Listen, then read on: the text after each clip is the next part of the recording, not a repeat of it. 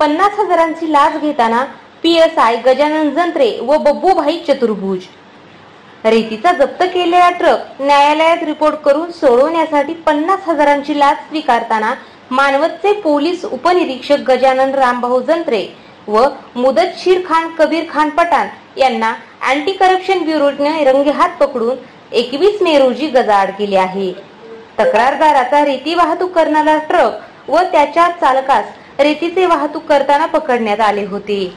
या प्रकरणी मानवत पोलीस ठाण्यात भादवी कलम 379-34 प्रमाणे गुन्हा दाखल करण्यात आला होता।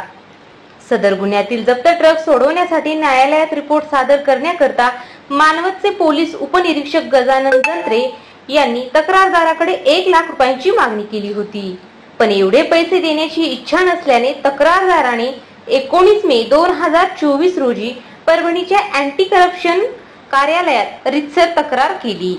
दरम्यान 21 मे रोजी अँटी करप्शनचे पथक लाच मागणी पडताळणीसाठी मानवत येथे गेले असताना मानवत पोलीस स्टेशन मध्ये पोलीस उपनिरीक्षक गजानन जंत्रे यांना तक्रारदाराला त्यांच्या कक्षात बोलवून पोलीस कस्टडी रिमांडचे राहिलेले 10,000 रुपये मागितले। न्यायालयात रिपोर्ट सादर करण्यासाठी 1 लाखाऐवजी 70,000 रुपये देण्यावर तडजोड केली व कस्टडी रिमांडचे 10,000 रुपये माफ करण्याचे ठरले। 70,000 रुपयांपैकी 50,000 रुपये नगदी व न्यायालयात रिपोर्ट सादर केल्यावर उर्वरित 20,000 रुपये देण्याचे ठरवण्यात आले। ही रक्कम खाजगी इसम मुंतशीर पठाण उर्फ बब्बूभाई यांच्याकडे देण्यात सांगितले।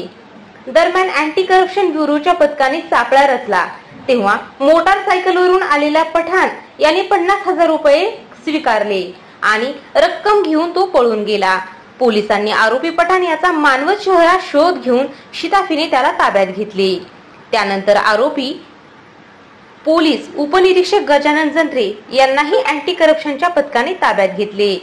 त्यांच्या घराची झडती घेतली असता नगदी 74,500 रुपये मिळून आले। या प्रकरणी मानवत पोलीस ठाण्यात गुन्हा दाखल करण्यात आला आहे। ही कार्य